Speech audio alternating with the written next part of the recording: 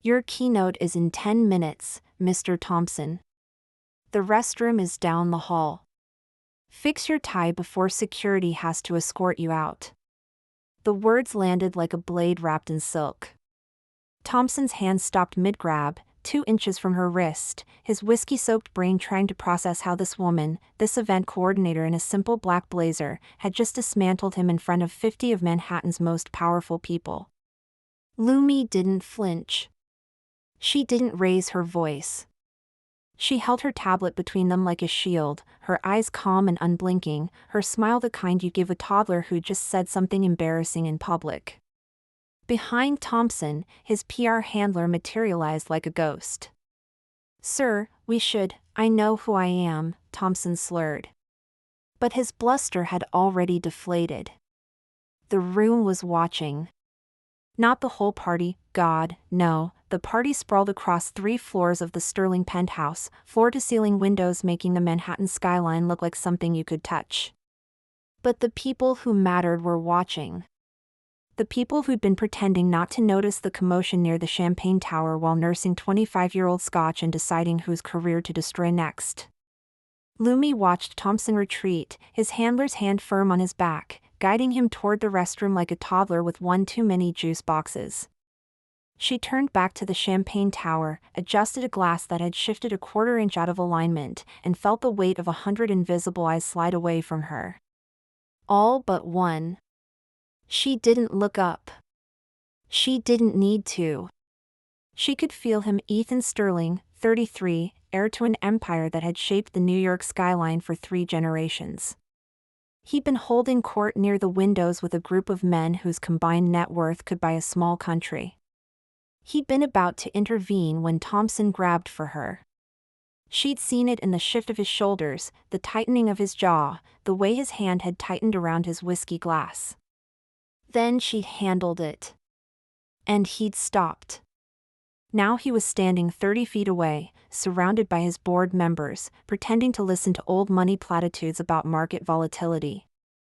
But his eyes, sharp, whiskey-colored, dangerous, were fixed on her with an intensity that made her want to check if she'd spilled something. Lumi allowed herself one breath. The party swirled around her, clink of glasses, murmur of deals, soft jazz from the quartet. Her job was done. The Sterling Fall Gala, the most exclusive event of the season, had gone off without a hitch. Every VIP was in the right seat. Every dietary restriction accommodated.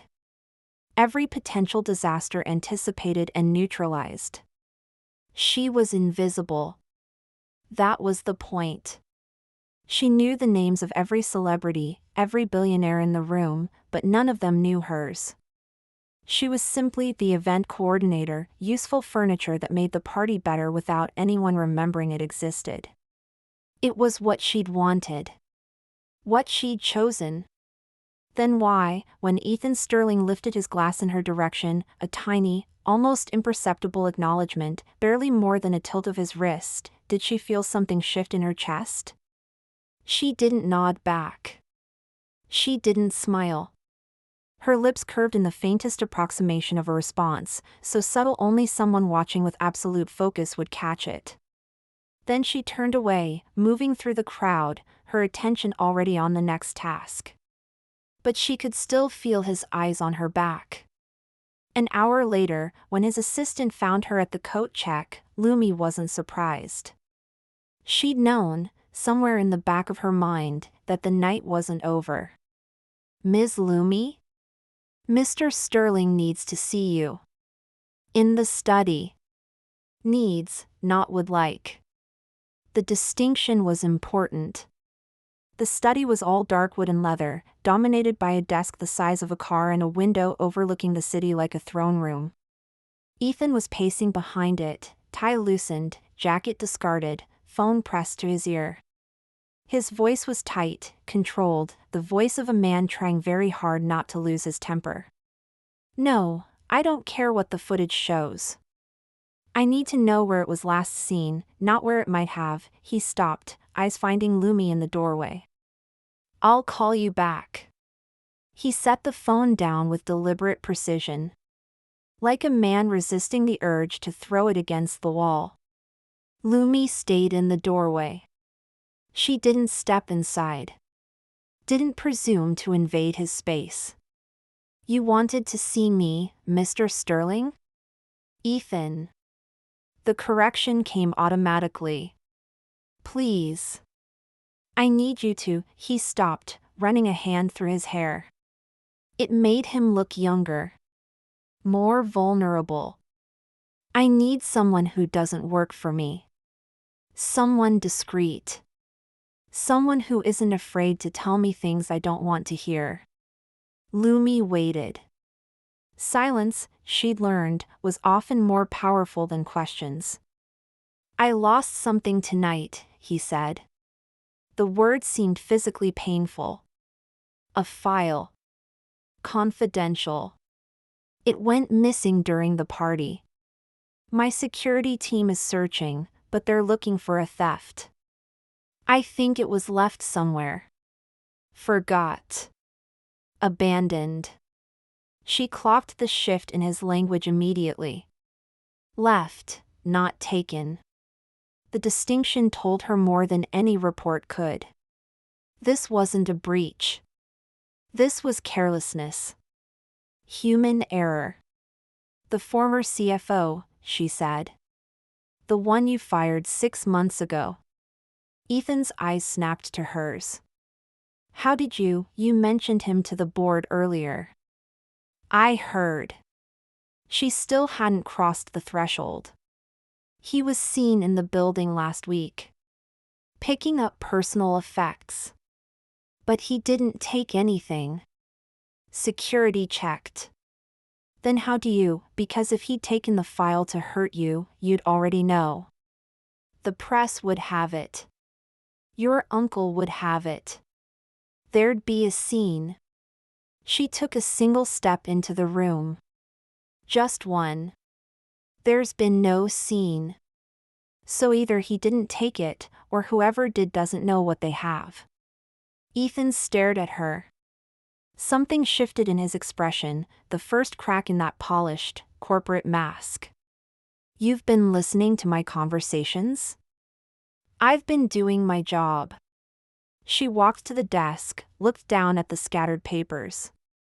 His handwriting was legible. The words bridge loan, collateral, valuation jumped out at her. "Your project at Hudson Yards. If the valuation is wrong, the bank freezes the loan. Your uncle gets what he wants. You lose everything." He didn't deny it. Instead, he did something she hadn't expected. He laughed. A surprised, almost helpless sound that caught even him off guard. "You're not what I expected," he admitted. "What did you expect? Someone who'd ask for a raise. Or threaten to go to the press." He dropped into his chair, suddenly looking less like a corporate titan and more like a very tired man. "Most people in your position would be bargaining." Lumi considered this. "Most people in my position are desperate," she said calmly. "I'm not." She met his eyes and held them. She could see the weight he was carrying, the exhaustion behind the expensive suit and the practiced confidence. But she didn't offer comfort. She wasn't here to comfort him. She was here to see what he was made of. "You said you need someone who isn't afraid to tell you the truth," she said. "Is that still true?" Something flickered in his expression. Wariness, maybe. Or curiosity. "Yes." "Then here's the truth." She pulled out the chair across from him and sat down, the first time she'd fully entered his space. "You're not afraid of losing the file. You're afraid of what it says about you if you don't find it. That you're not in control. That your uncle was right about you. That you can't hold the line." The silence that followed was sharp, almost physical. Ethan didn't move. He just sat there, staring at her like she'd just read something in him he'd never shown anyone. "You've been thinking about this," he said slowly. About me. Before tonight. I think about everyone, she said. That's what I do. I watch people. I read the room. I notice the things they're trying to hide. And what am I trying to hide? She didn't answer immediately. Instead, she let the silence stretch, watching him watch her. She saw the tension in his shoulders, the way his fingers were pressed flat against the desk, the slight unevenness in his breathing. You're trying to hide that you're tired of being alone in that chair, she said finally. That you've been waiting for someone to see the difference between the man you are and the man your family expects you to be. He said nothing. But something in his expression shifted, a crack he couldn't control, a flash of something raw and unguarded. She leaned back. The file. It was probably left at a meeting before the party. Somewhere he needed to look competent and prepared. Somewhere he might have been nervous enough to forget it. She stood, pushing the chair back. I can find it. But I need you to stop treating this like a security breach and start treating it like a human mistake. Where would I even start looking? She almost smiled. Almost. Tell me about the former employee. Not what you read in his file. What you noticed. What you saw when you looked at him in her room. Ethan hesitated. She could see him searching his memory, actually thinking about it. His hands, he said finally. He had eczema on his knuckles. Bad enough that he always wore gloves. I noticed because it was warm that week. He had no reason to be wearing gloves. Good. She turned toward the door. Now I know where to start. Wait. She turned back. Ethan had risen from his chair, his eyes fixed on her with an intensity that made the room feel smaller. You're just going to find it? Like that? I'm going to try. She paused in the doorway, her hand resting on the frame. But if I do, if I actually find this thing and keep your uncle from ruining you, I need you to understand something. What? She tilted her head, studying him like he was a puzzle she hadn't quite solved. I don't work for you. I don't owe you anything. And I'm not going to fix this because I'm grateful for the opportunity. I'm going to fix it because I'm curious to see what kind of man you really are. She walked out, leaving him standing in the middle of the study, the weight of her words settling around him like a second skin. The car ride to the core club was the first time they'd been alone together since the study. Ethan had insisted on driving her himself, his driver dismissed with a wave and a murmured instruction. Arrangement? Lumi asked as she slid into the passenger seat. He works for the company. I'd rather keep this between us. Trust issues? Practicality. He pulled away from the curb, his hands sure on the wheel. If my uncle is watching, I'd rather not have it on record that I hired someone to investigate behind his back. She said nothing. The car was warm, the leather seats soft, the city lights streaming past in a blur of gold and red. She could smell his cologne again, sandalwood and sea salt, something expensive and subtle. She could see his hands on the wheel, long fingers, controlled movements. A man used to being in command. You're watching me again, he said without looking at her. Of course I am. She didn't look away. That's what I do. I watch people. I learn them. I figure out what they're hiding. And what have you learned? She paused, considering. You drive like you're used to being in a hurry. But you don't speed. You want to be fast, but you need to be careful. That's the story of your life, isn't it? Wanting to move, but trapped by the weight of the name you carry. He glanced at her, a quick, sharp look. Then his attention returned to the road, but she saw his hands tighten on the wheel. You don't pull punches. Would you trust me if I did? A beat of silence. Then, something that might have been the ghost of a smile at the corner of his mouth. No. I don't think I would. The core club was sleek, discreet, the kind of place where membership meant you'd arrived and arrival meant you'd never have to wait for a table. Ethan handed his keys to the valet, and Lumi watched him move, confident, unhurried, the practiced ease of a man who belonged everywhere he went. Lost and found is through the lobby, he said, falling into step beside her. According to my source, the box is usually kept behind the front desk. Your source? One of my uncle's former associates. He owed me a favor. Lumi filed that away. He cultivates relationships strategically. Not a surprise, exactly, but useful to know. And you trust the source? I trust that he wants to stay on my good side. Ethan held the door for her, and she felt the brush of his arm as she passed through. Brief, barely there. But she noticed. She always noticed. The lobby was all marble and low lighting, the kind of space designed to make you feel like you were somewhere important. Lumi walked to the front desk, Ethan a half step behind her, close enough that she could feel the warmth of him at her back. I'm looking for a file, she said to the concierge. Left here on Thursday.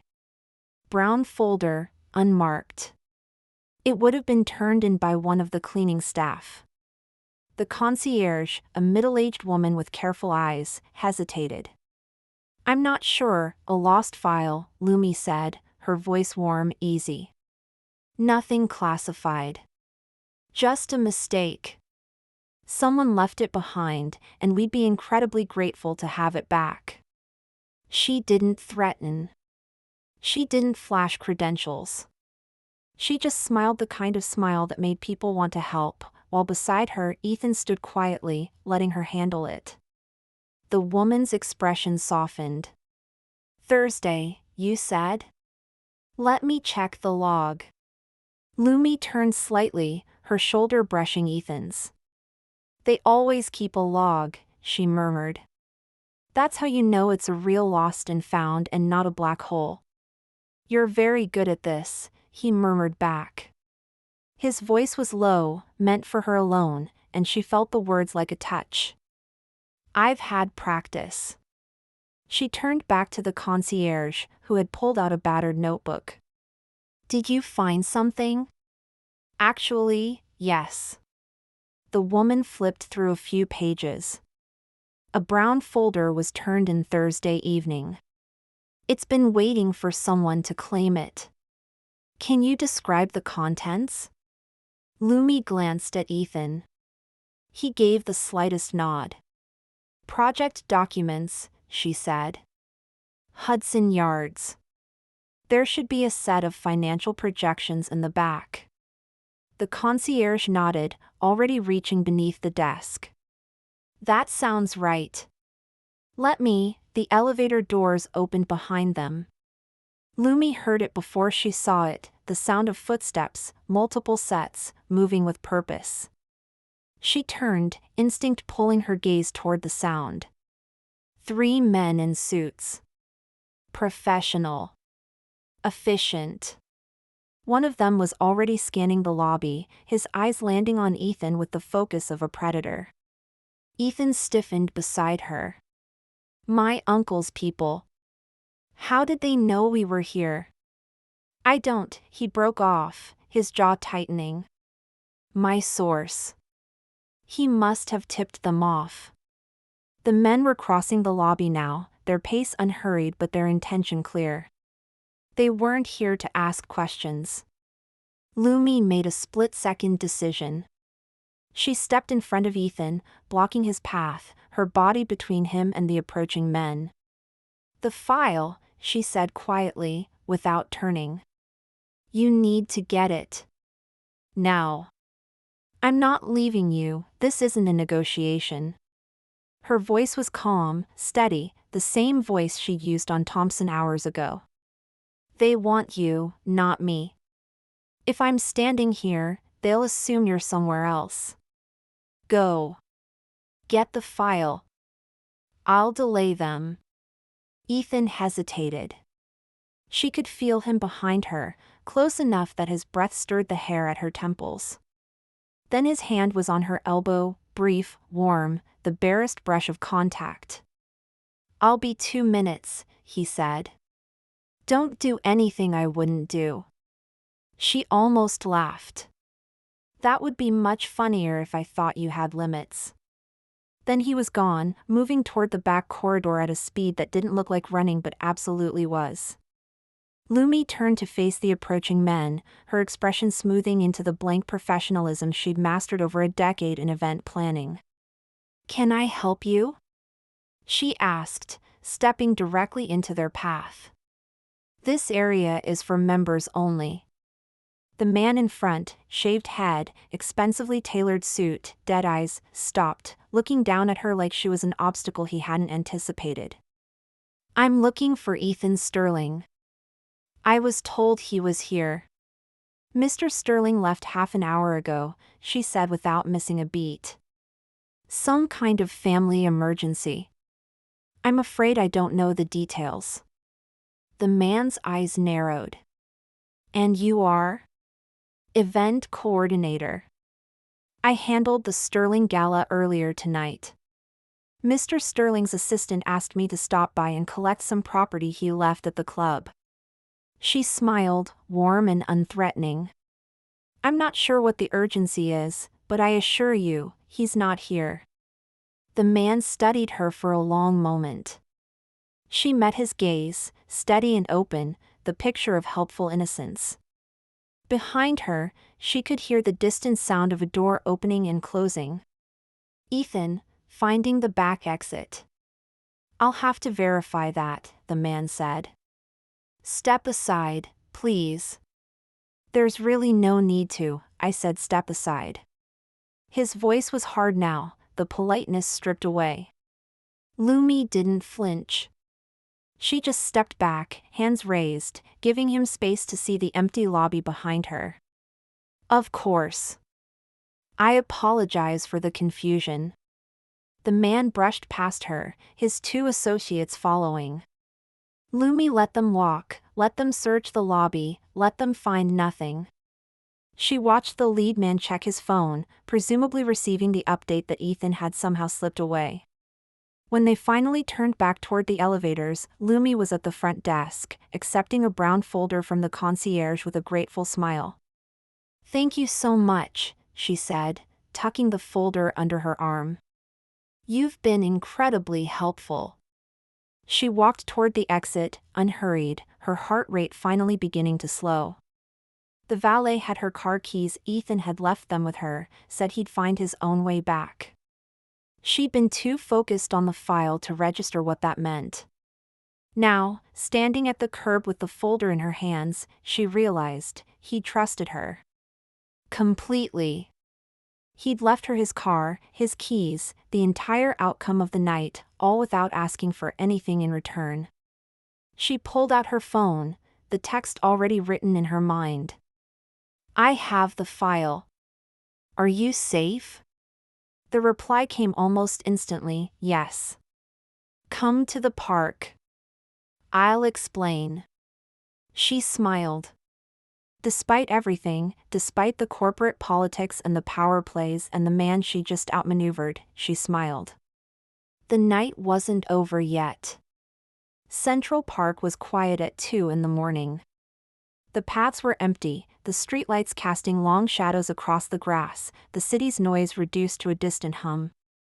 Lumi found Ethan on a bench near the lake, his jacket folded beside him, his sleeves rolled up, his tie abandoned somewhere in his pocket. He looked like a different man. Softer, somehow. More human. Took you long enough, he said as she approached. I had to verify you weren't being followed. She sat down beside him, a careful distance between them. Your uncle's people are thorough. They'll find you eventually. Eventually isn't tonight. He turned to look at her, his eyes catching the light. You did it. You found the file. We found the file. She set it on the bench between them. I just did the talking. You did the running. He laughed, a quiet, exhausted sound. I haven't run from anything in 15 years. That was surprisingly effective. You're welcome to do it again sometime. She was smiling now, she realized. The first real smile she'd given him all night. It's good for you. Humanizing. He was watching her with that same intensity she'd felt from across the ballroom. But this time, there was something different in it. Something warmer. Why did you help me? I told you. Curiosity. That's not an answer. She looked away, out over the lake, the dark water reflecting the city lights. I don't know, she admitted. Maybe because I recognized something. Someone who's been carrying too much for too long. Someone who's forgotten what it feels like to have someone else hold the weight. When did you stop carrying it? She turned to look at him. The question caught her off guard, more personal than she'd expected. I haven't, she said. I'm not sure I remember how. He was quiet for a moment. Then, slowly, deliberately, he reached over and took the file from the bench, setting it aside. When he turned back, his hand was still there, inches from hers. Then maybe we can figure it out together, he said. The carrying, I mean. The weight. Maybe it doesn't have to be something you do alone. She didn't pull away. She didn't move closer.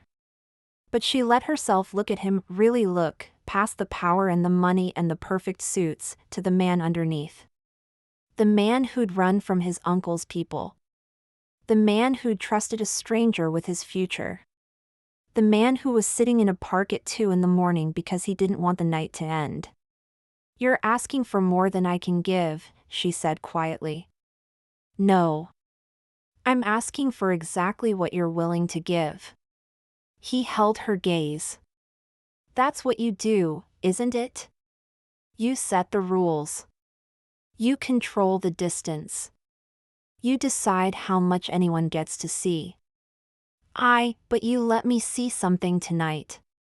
Something real. And I want you to know that I saw it. She held her breath. She'd spent years perfecting her invisibility, her safe distance from everyone and everything that might hurt her. But right now, in this moment, with this man looking at her like she was the only thing in the world worth seeing, she felt that distance start to blur. Ethan. His name came out softer than she'd intended. Don't answer yet. He shook his head, a small, almost helpless smile on his face. Just stay. For a few more minutes. Whatever you're willing to give me. She didn't say yes. She didn't say no. She just stayed, sitting on the bench beside him, looking out over the lake as the city hummed around them. And when his hand moved across the space between them, close enough to touch, she didn't pull away. She didn't move closer, either. But she didn't pull away. And somehow, in the silence of the park, that was enough. 15 minutes later, they were standing at the edge of the path, the file tucked securely under Lumi's arm. I'll handle the rest of the security, she said. The file needs to be where it should have been all along. No one will know it was missing. Your uncle will have nothing to use against you. And you? His voice was low, warm. What do you get out of this? She considered the question. I get to know I helped someone who needed it, she said finally. That's usually enough for me. Usually. He stepped closer, close enough that she could feel the heat of him in the cool night air. But not always. No, she admitted. Not always. He didn't reach for her. Didn't try to close the remaining distance. But he was close, close enough that she could see the individual colors in his eyes, the slight parting of his lips as he breathed. Whatever you're willing to give, he said again, a promise and a question in the same breath. That's all I'm asking. She held his gaze. For a long moment, neither of them moved. The city hummed around them, the night dark and full of possibilities. Then Lumi stepped back, just slightly, just enough to restore a safe distance. I have to go, she said. I have a file to return. Lumi. His voice stopped her. She turned. Thank you. For everything. For tonight. For this. She smiled. A real smile, unguarded and warm. You're welcome, Ethan. But I didn't do it for the thank you. I know. He smiled back, and there was something in his expression that made her breath catch. I know you didn't. She walked away, the file in her hands, the night around her. But she could feel his eyes on her back, warm and steady, and she knew that this wasn't the last time she'd see him. At the edge of the path, she paused and looked back. He was still standing there, still watching, the city lights making him look like something out of a dream. Same time tomorrow? She called, her voice teasing. He laughed. I'll bring better coffee. She turned and walked into the night, and for the first time in years, she didn't feel invisible. She felt seen. Part 2, the morning after the boardroom was all glass and steel, designed to intimidate. Lumi had been in rooms like it before, the kind of space that made you feel small and exposed, like a specimen under a microscope. She'd never been on this side of the table before. Ethan was at the head, calm and commanding, his uncle Richard seated to his left with the sour expression of a man who just discovered his carefully laid trap had been dismantled. The file was already in the secure storage, the loan approved, the crisis averted. But Lumi wasn't here for the file. She was here because Ethan had asked her to be. Because he'd called her that morning and said, I need you in the room. I need them to see who helped me. And she'd come. Because she was curious, and because, despite every instinct she had, she trusted him. Thank you all for coming, Ethan was saying, his voice smooth, authoritative. I called this meeting to address some concerns that have been raised about the Hudson Yards project. As you know, there were some rumors about financial irregularities that I wanted to address directly. He turned to Lumi, and she felt the weight of the room shift toward her. This is Lumi. She's been working as an independent consultant on the project, and she's identified some inconsistencies in the reporting that I think we should address before they become a problem. Lumi stepped forward, her expression calm, her voice steady. The inconsistencies are minor, she said, and they've already been resolved. The valuation issue was a matter of a missing file that has since been recovered. The loan is secure. The project is on track. The board members exchanged glances. Richard Sterling's face was carefully neutral, but she could see the calculation behind his eyes. He knew he'd been outmaneuvered. He just didn't know how. Who authorized this consultant? Richard asked, his voice dismissive. I don't recall any vote on hiring external, I authorized it. Ethan's voice cut through the room like a blade. As CEO, I have the authority to bring in experts as needed. Lumi's expertise has been invaluable. She's the reason this project is still on track. The room went quiet. Richard's face was stone. But beneath the surface, Lumi could feel the shift in power dynamics. Ethan had just publicly claimed her as his ally, his asset, his choice.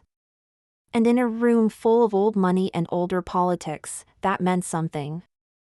After the board meeting, Ethan found her in the hallway, his face bright with a smile he didn't try to hide. "That was incredible," he said. "You were incredible."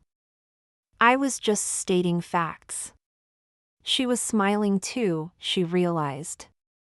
"Your uncle isn't going to forget this." "I don't care." He stepped closer, his voice dropping. "I don't care what he thinks. I care about what you think." She tilted her head, studying him. "What do you want me to think?" "I want you to think that I'm someone worth trusting." He was close now, close enough to touch. "I want you to think that I see you, Lumi. All of you. Not just the parts you let people see." She said nothing. But something in her expression shifted, softened. He was getting through. Against all her instincts, he was getting through. "I need to go," she said finally. "I have work to do. My own work. Come with me tonight." It wasn't a question. "I want to show you something. A place I go when I need to remember who I am." "A place you go alone?" "Not tonight." He held her gaze. "Tonight, I want to go with you." They drove to the roof. The building wasn't his tallest property, wasn't his most impressive. It was a small, unremarkable building in the West Village, the kind that had been there for 100 years and would probably be there for 100 more. But the roof was something else. The city sprawled below them, endless and dazzling, the streets laid out in a pattern that had been there before either of them were born. The air was cool, the night clear, the stars visible in a way they never were from higher up. "This is where I come when I need to remember that the city isn't just towers," he said, his voice quiet. "It's people. Lives. Stories. And I'm just one of them." She looked at him, this man who'd spent his life building empires, and saw something she hadn't expected. Humility. And a longing for something simpler. "Thank you," she said softly. "For bringing me here." He turned to look at her. "Thank you for coming. For trusting me. For letting me in." She didn't answer. But she didn't look away either. And when he stepped closer, his hand finding hers, she didn't pull back. The city hummed around them, endless and alive, but in this moment, there was only the two of them, standing on a rooftop, the night full of possibilities. "I know you're not ready," he said quietly. "And I know you need time. But I want you to know, whatever you're willing to give, I'll be here. And when you're ready to give more, I'll be here for that too." She looked at him, this man who'd spent his life taking, and saw something she hadn't expected. Patience. And the willingness to wait. "Maybe I'm not as far from ready as I thought," she said. And in the quiet of the rooftop, under the stars of the city, she let herself hope. Subscribe to me for more content.